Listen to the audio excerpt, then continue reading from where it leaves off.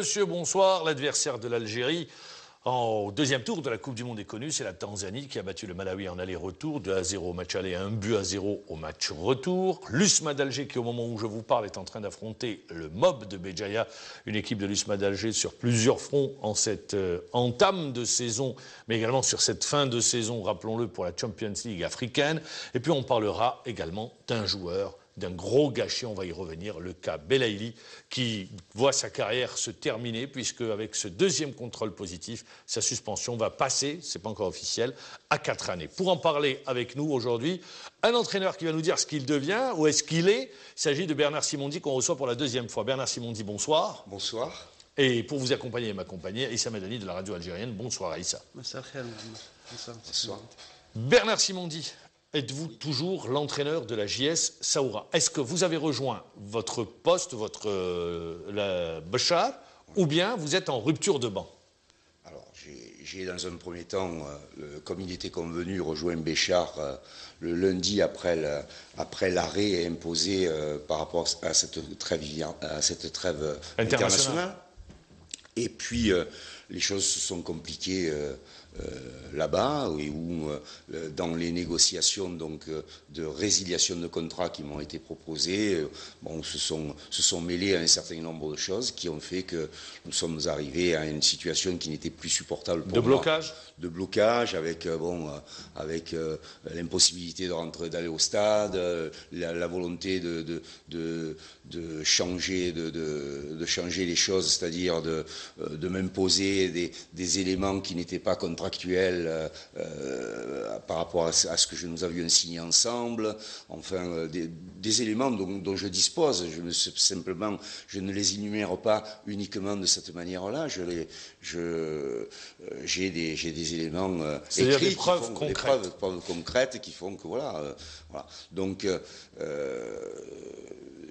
une situation. C'est-à-dire, en d'autres termes, sans vous dire qu'on veut plus de vous, on a tout fait pour que vous emmenez à partir. C'est ça. Voilà, on a tout fait pour que je m'en aille et en fait, comme la résiliation avait été même annoncée avant que je n'en sois moi-même informé au niveau de la presse, puisque quand j'ai rejoint... Juste après le match contre la JSK, la défaite de 2-1 à Tizi Ouzou. À Tizi Ouzou, avant que, lorsque je me rendais en salle de conférence, les journalistes sont venus me trouver en me disant vous êtes limogé. J'ai dit écoutez, vous me l'apprenez, donc voilà. Et puis le lendemain, une personne me représentant à ce moment-là est venue trouver à l'hôtel où nous étions résidents à Alger pour rencontrer le président du conseil d'administration et le secrétaire administratif du club et faire une proposition de résiliation amiable, puisqu'il avait été contacté par M. Zerouati au téléphone. Et voilà, les choses se sont engagées ainsi. Et le lundi, je devais regagner Béchar pour pouvoir finaliser cela. Donc j'étais absolument pas opposé à une résiliation amiable, sauf que faut clairement définir le terme amiable. C'est une résiliation unilatérale du club qui souhaite trouver un arrangement avec le contractant. Juste, qui décide à Béchar, à la JSOA? Qui est le décideur? Je vous pose la question. Oui, c'est vrai que ça vous fait sourire, mais je vous pose la question. Qui décide? Qui prend les décisions? Monsieur Zerouati. Très bien, voilà, ça a le mérite d'être clair. Après avoir refusé de résilier le contrat, ils vous ont demandé de revenir. Oui, alors en fait, ils m'ont proposé une résiliation qui qualifie amiable, mais qui est une résiliation du club, me disant vous partez, on vous doit rien. Ça, c'est pas une résiliation amiable. Il n'y a même pas de discussion entre quelqu'un que l'on met, on contracte l'un et l'autre un contrat à durée déterminée, donc nous définissons une année de contrat, et puis l'employeur a le droit à n'importe quel moment, pour une raison qu'il faut déterminer quand même, parce que perdre une rencontre à l'extérieur contre la JSK, la première rencontre que vous perdez de la saison, est-ce une faute professionnelle? C'est ce qui vous est reproché? Écoutez... Est-ce qu'on vous a dit d'abord ce qu'on vous reproche? Non. Peut-être la manière de jouer de l'équipe? Oui. Peut-être le nombre. Le résultat... On vous a rien dit? Non, l'intervention est venue après le match à Pascal de la voilà, quelle pouvait être ma surprise? Vous perdez le premier match de votre saison à la JSK et on vous dit, vous êtes licencié. Quand je vous avais reçu la première fois, sur ce même plateau, vous étiez à l'époque en poste, c'était parti sur un projet, non? Oui. C'était ça, un peu l'idée. Bon, alors, il y avait cette volonté de ma part. D'ailleurs, je suis un professionnel de bon. Alors, je voudrais définir les choses, si vous me permettez. Allez-y. Bon. D'abord, quand on vient travailler en Algérie, c'est pas la première fois. J'aime ce pays, j'aime les gens que j'y trouve, et je ne fais aucun amalgame dans ma situation d'aujourd'hui par rapport à l'esprit qui règne et en même temps au contact que je peux avoir avec ces gens-là, donc avec les gens de ce pays, avec les Algériens et la manifestation qu'ils ont à mon égard. Bon, j'ai un profond respect et voilà. Bon, ça c'est la première des choses. Après, je suis un entraîneur professionnel, donc effectivement, quand je viens dans un club, je viens avec un projet de jeu, je viens avec un projet de club, avec une volonté de définir quelque chose. Pourquoi je vous pose la question? Oui. Est-ce que vous en avez discuté au préalable, ou bien il y a eu juste un objectif tracé sur, par exemple, je ne sais pas, maintien, je ne sais pas. Non, bien sûr, on avait un objectif. L'objectif, M. Zerwati m'a dit, il faut que tu nous aides à construire ce club. Il faut que tu nous aides à construire ce club. Donc nous avons commencé, je suis arrivé avec un préparateur physique franco-algérien, Rabat Ben Arbi, qui a eu différentes expériences dans d'autres pays aussi, et qui est donc algérien. Et nous avons initié les choses dans le travail, avec un travail professionnel, avec des mécanismes professionnels, avec un matériel professionnel et avec une volonté de permettre à ce club de trouver un juste équilibre là-dedans. Très bien. Tout allait bien. À quel moment vous avez senti qu'il y avait un peu... Ça a commencé à aller un petit peu plus mal lorsque mon adjoint, ça se fissurait. Quand lui a commencé à dire, moi, ça devient insupportable le fonctionnement là, je m'en vais. Lui est déjà parti depuis quelque temps. Lui est parti. Donc lui-même n'a pas supporté ce truc-là. Moi, bien entendu, je suis resté à mon poste et essayé de poursuivre cela. Mais il n'y a eu auparavant aucune fissure. Donc tout allait bien dans le meilleur des mondes. Oui, tout allait bien dans le meilleur des mondes. Et d'un coup, suite à cette rencontre-là, tout s'écroule. Tout s'écroule. Et la solution maintenant, qu'est-ce qui se passe maintenant? La solution, alors j'entends plutôt beaucoup de choses, que je suis en abandon de poste, que j'ai menti, ou que j'ai... Alors, je dis non. J'ai pas menti, j'ai pas trafiqué mon contrat, je vois pas comment je pouvais le faire. C'est eux-mêmes qui ont envoyé le contrat à la Ligue. Aujourd'hui, mon contrat de travail est à la Ligue et à la FIFA. Je vois pas comment on peut arriver à tenir des propos. Vous savez, ils sont dans une communication où ils affirment des choses, où ils font dire des choses à des gens sans aucune... Moi, ce que je dis, je peux en apporter la preuve. Aujourd'hui, c'est la rupture? Oui, ça ne peut pas être autrement. Dans une telle attitude. Voilà. Très bien, il n'y a pas eu d'accord à l'amiable, ce qui veut dire en d'autres termes recours à la FIFA. Voilà, dans un premier temps, j'ai eu la possibilité d'en avertir des autorités fédérales, ce que j'ai fait. Puis la trêve, leurs matchs amicaux ne me permet pas de déranger ces personnes-là dans une pareille situation. J'attendrai. Vous parlez de la fédération algérienne. La fédération et la Ligue. Vous êtes passé par la fédération algérienne. Je suis passé par un très haut responsable de la fédération pour lui expliquer la situation.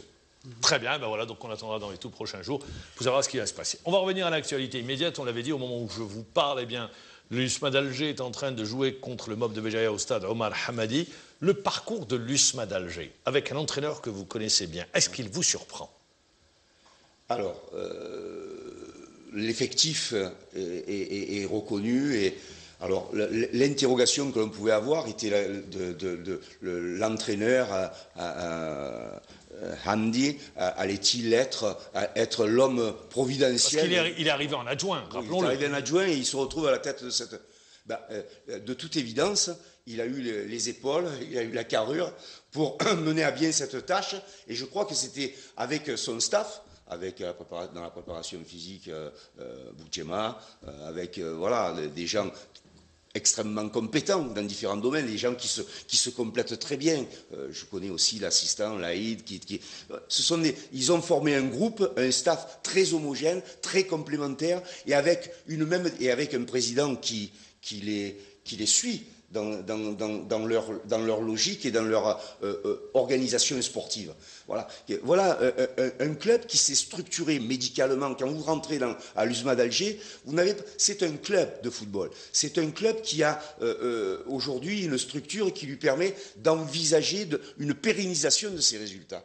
Vous le sentez tout de suite, vous le voyez au travers de son truc. Alors Andy, lui, il se retrouve à la tête de cette équipe-là. Il a la compétence, il a l'appui, le soutien de tout son environnement. Il n'y a aucune défaillance autour de ça, et il mène cette tâche avec un effectif qui est de qualité. Mais d'après vous, qu'est-ce qui a changé? Un club qui a qui a évité la relégation de justesse l'année passée, il commence bien cette année.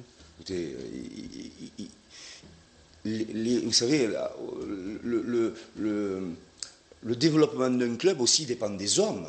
Et il y a peut-être eu là des gens qui ont insufflé une autre dynamique et qui correspondent davantage. C'est pas jeter l'opprobre sur ce qui s'est passé avant, pas du tout. C'est que ces gens-là correspondent peut-être davantage à ce projet et ont su faire adhérer ces garçons. Oui, mais justement, c'est là la difficulté. Elle est double la difficulté, Bernard Simondi, parce qu'il arrive dans la peau d'un adjoint. Oui. Donc, vous savez ce que c'est un groupe. Ils attendent l'arrivée de l'entraîneur en chef. Dans le même temps, il doit commencer le travail dans l'attente. Même lui, il n'est pas officiellement patron. Oui. Et puis bon, mais il faut dire, la mayonnaise prend. Mais oui, parce qu'il n'y a eu aucune faille. C'est-à-dire que du président qu'il a maintenu à tout l'environnement qu'il a accompagné, aucune faille, aucune défaillance. Personne n'a dit il est là provisoirement, il est là par hasard. Pas du tout. À l'intérieur de la structure, ils ont tous donné à Andy la possibilité de s'exprimer à son juste niveau. Alors on va l'écouter justement, l'entraîneur de l'USMA d'Alger, quelques heures à la veille de cette rencontre, puisque le match est en train de se jouer, on l'écoute, parlons justement de cette rencontre et de son équipe. C'est un match en retard, on va jouer contre une très belle équipe du MOB, qui va être motivée, qui va avoir envie de bien figurer ici chez nous. Quand on touche à une finale de Ligue des Champions, l'adversaire qui nous joue veut faire une très belle performance parce qu'il se dit, si on arrive à gagner l'USMA, on gagne le finaliste de la Ligue des Champions. L'an dernier, celui qui gagnait l'USMA disait, on joue l'USMA, on gagne l'USMA. Aujourd'hui, il dit, on gagne le finaliste de la Ligue des Champions. Le discours dans la tête des joueurs n'est pas le même, donc la motivation n'est pas la même. Donc on se prépare du mieux possible, on a des arguments à faire valoir et on compte bien espérer remporter ce match à la maison. Il est très très important pour nous. L'objectif, c'est de faire jouer un maximum de joueurs et de permettre à tous les joueurs d'être concernés par les événements, que ce soit le championnat, la Coupe d'Algérie, la Ligue des Champions, soit à domicile, soit à l'extérieur. C'est l'objectif, en tout cas c'est mon objectif en tant qu'entraîneur. J'ai un grand respect pour mes joueurs. Grand respect pour les joueurs, tout gagner. La difficulté aujourd'hui, c'est de pouvoir, parce que dans la tête des joueurs, cette finale de la Champions League, elle est dans 15 jours, la finale aller. Elle se jouera en plus au stade Omar Hamadi, c'est ce qu'on a appris. Là, on va voir le document dans quelques instants. Est-ce que les joueurs ne vont pas un peu jouer dans le championnat avec le frein à main levé? Quand je dis le frein à main levé, c'est de peur d'avoir une blessure, de peur de ne pas être présent pour la finale. Est-ce qu'il n'y a pas ce risque? Alors, bien évidemment, on a pu le voir et même le vivre à d'autres niveaux.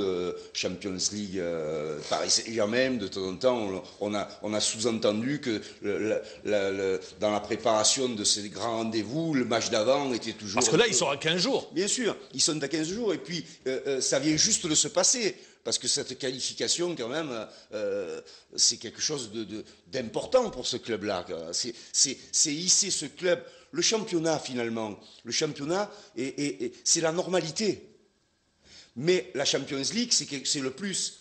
Mais maintenant, c'est de s'inscrire dans la durée. Voilà, on l'a d'ailleurs à l'image, l'officialisation de la finale aller le 31 octobre 2015 à 20h30. Ça sera au stade Hamadi, confirmation de la Confédération africaine de football. Donc voilà, alors effectivement, cette rencontre face au MOB est psychologiquement, d'ailleurs, pour l'avoir vécu avec lui et pour en avoir discuté, pour avoir échangé, parce que c'est quelqu'un que je connais bien, c'est sa préoccupation et c'est la préoccupation de tout son staff. Et de tous les gens qui sont autour du club, même du président. Hein, et c'est de trouver les mots, de trouver l'énergie, de trouver les éléments qui vont lui permettre de transcender, de permettre à ces joueurs-là de se hisser au même niveau que ce c'est-à-dire d'avoir le même niveau de jeu tant en championnat qu'en Champions League. Oui, parce que on les attend au tournant. Ils sont attendus aujourd'hui. Ils ont un statut. Voilà, ils sont attendus. Ont un statut. Et donc, et ils ont cette fragilité encore. On ne va jamais leur permettre de l'accident. On ne leur permet pas encore. De surcroît à domicile. Voilà, de surcroît à domicile. Donc, ce n'est pas une pression supplémentaire que l'on donne. Il faut qu'ils y aillent avec l'envie, la rage qui les accompagne et la détermination qu'ils ont montrée lors de cette finale. Ils ont 2 matchs. Ils ont ce match en retard et ils ont samedi le Cheb Abdelaziz de Belouizdad, un derby au stade du 5 juillet. Oui. Donc déjà, ça commence, c'est des rencontres importantes. Pour aujourd'hui, c'est une occasion pour les joueurs remplaçants de confirmer, parce qu'il y a beaucoup d'absents. Bien sûr. Alors, il y a cet aspect-là aussi. Il y a cet aspect, c'est que c'est même pas... Ils ont un effectif... La gestion de ce groupe-là, et comme la gestion de tous les groupes de haut niveau, on ne peut pas véritablement définir, il y a le groupe titulaire et le groupe des remplaçants. Ce n'est pas du tout comme ça, d'ailleurs, qui parle de ces joueurs. Il a un effectif qui est, voilà... Tout le monde est concerné. Tout le monde est concerné, et en fonction des matchs, il fait participer les gens, et il souhaite qu'il y ait cette implication. Mais même dans le club, à tous les niveaux, dans la motivation qui est apportée pour les joueurs, on sent bien que c'est un groupe qui travaille. C'est pas, il n'y a pas l'équipe, entre guillemets, l'équipe 1 et puis les réservistes, pas du tout. À votre avis, M. Simondé, le fait de décider de jouer à Bolloré, au début c'était le 5 juillet, après c'est Bolloré, la finale allait se jouer à Bolloré. C'est une volonté de Andy souhaitait préférer lui aussi. Je pense que les joueurs aussi, c'est leur enceinte, c'est leur antre, c'est leur racine de jeu. Ils ont quelque chose là-dedans qui est à eux. Le 5 juillet, effectivement, le côté festif peut-être était plus grand, plus important pour les supporters, permettre à une masse plus. Mais là, c'est chez eux. Et il y a la proximité également avec le public. La proximité avec le public. Et en même temps, l'objectif est quoi pour eux, et dans le discours qu'ils tiennent, c'est gagner. Mais ça n'était pas le cas contre le Hilal, le match retour demi-finale. Ils n'ont pas gagné. C'est-à-dire le dernier match. Oui, mais ils avaient fait la différence. Mais dans la c'est dans l'approche du match. Non, mais je dirais que même dans leur comportement, même si dans le contenu, il n'y a pas eu l'extase dans le jeu, mais dans le comportement des joueurs, dans l'investissement des joueurs, dans la proximité du public qui était d'une présence...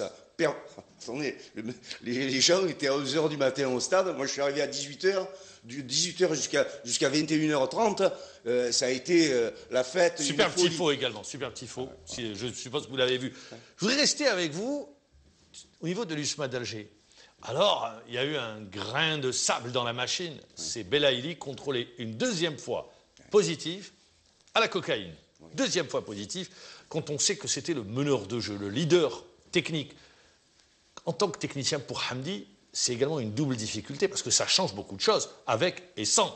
Évidemment, c'est un peu comme dans toute grande équipe, toute grande équipe a besoin de grands joueurs, et ce garçon fait partie des stars du football algérien ou de demain. On l'a toujours défini comme... C'est une star, c'est comme Icar. Il s'est brûlé les ailes au contact du soleil. Voilà. Et Alors on peut définir les choses aujourd'hui comme une erreur de jeunesse. Mais bon, pour revenir c'est 4 ans de suspension. C'est 4 ans de suspension, les faits sont là, ils sont incontestables. Il faudra l'aider à revenir, c'est-à-dire à se désintoxiquer, c'est ce que je veux dire. Voilà, ouais. Parce que footballistiquement parlant, 4 ans, c'est très dur à rattraper. C'est quasiment impossible. Bien sûr, 22, 23, 27, voilà, vous êtes... pas jouer pendant 4 ans, pas participer à des compétitions, même si vous entraînez et que vous ne pouvez pas jouer de match officiel, c'est un manque. Pour l'entraîneur, une double difficulté. Pour l'entraîneur, ça change tout. Ça change énormément de choses. Quand même, lui-même vous dit, il est entre 60 et 70% des situations ou des actions de but. Pour soit marquer, il est buteur, soit il est passeur. Voilà. Bon, donc évidemment, ça change beaucoup de choses. Mais bon, il faut faire ça là-dessus. Ah, il est obligé. Il est obligé. Mais bon, mais en même temps, il insuffle ça dans son discours. Il est obligé. Mais l'année passée, on disait plusieurs fois que Blayley est la source de beaucoup de problèmes au sein du club. C'était pas un peu l'enfant gâté? Oh bon, je ne suis pas... J'ai pas une... C'était pas l'enfant gâté, justement, à qui on a tout permis, qui à la fin s'est brûlé les ailes? Peut-être. Je pense que ça vient de plus loin. De plus loin, ça c'est sûr. Ça vient de plus loin. Ça vient de plus loin et c'est regrettable. Je crois que... bien sûr que c'est regrettable. Un jeune avec cette qualité. Voilà, c'est un jeune qui a la qualité... Et qui je pense, en l'occurrence, dans les conditions dans lesquelles il a abusé de ce produit, c'est pas dans un cadre sportif qu'il a un manque d'hygiène de vie. Voilà, c'est un manque d'hygiène de vie, c'est dans un fonctionnement qui est autre. Il n'a pas mesuré les conséquences. Donc c'est l'accompagnement qui n'a pas été... L'environnement également.